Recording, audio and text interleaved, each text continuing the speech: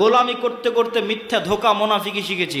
আফগানিস্তানের লোকেরা না ব্রিটিশদের গোলামি করেছে, না রাশিয়ার গোলামি করেছে, না আমেরিকার গোলামি করেছে, কোনো দেশেরই গোলামি যখন করেনি মিথ্যা বলাও জানে না, ধোকা দেওয়াও জানে না। আপনি একটা আফগানের পাঠানকে ওয়াদা দেন যে কাল বিকেলে ওর বাড়িতে যাবেন, আর যদি বিকেলবেলা ওর বাড়িতে মজাক করে যদি বলেন আজ আগামীকাল বিকেলে আপনার বাড়িতে যাব, আর যদি না যান গুলি করে উড়িয়ে দিবে আপনাকে। কেন? ওরা কোনোদিন কারো গোলামি করেনি, ওরা কৌশল করে কথা বলাও জানে না।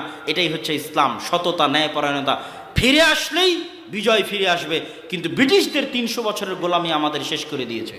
আমি ইউরোপ সফর করে দেখেছি, ইতালিতে গিয়ে, ফ্রান্সে গিয়ে, স্পেনে গিয়ে, যে ওই সমস্ত দেশের মুসলমানদের উপর ইতালি, ফ্রান্স, ইউরোপিয়ান দেশের যে জুলম, আমাদের উপর ব্রিটিশদের জুলুমের চাইতে বেশি। এই জন্য ওই দেশের মুসলমানেরা আরো ধোকাবাজ, আরো মিথ্যুক, আরো চোর। ওরা এমনি এমনি চোর হয়নি ভাই। ফ্রান্স আর ইতালি মিলে এমন জুলুম করেছে, মিথ্যা বলতে বাধ্য করেছে, এমন জুলুম করেছে, দুর্নীতি করতে বাধ্য করেছে, এমন জুলুম করেছে, চুরি করতে বাধ্য করেছে। তো ওরা আমাদের চেয়ে বেশি খারাপ হয়ে গেছে।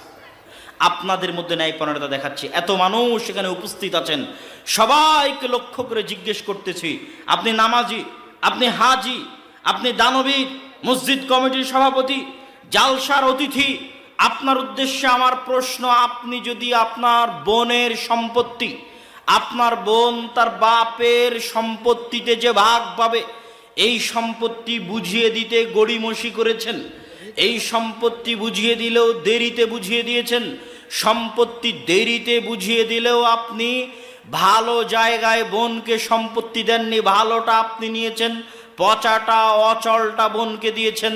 আপনি নামাজি হলেও, আপনি হাজি হলেও আপনি জান্নাতে যেতে পারবেন না যদি আপনার বোন আপনাকে ক্ষমা না করে।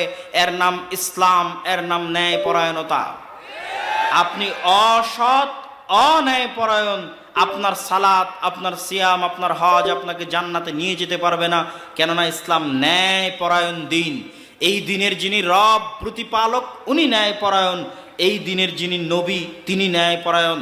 আল্লাহ সুবহানাহু ওয়া তাআলা ওপেন ঘোষণা দিয়ে রেখেছেন, ইন্নী হারামতু যুলমা আলাইয়া।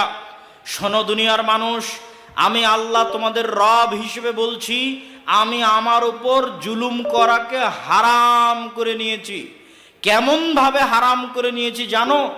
দুনিয়ার মানুষে মানুষে অন্যায় অবিচার করলে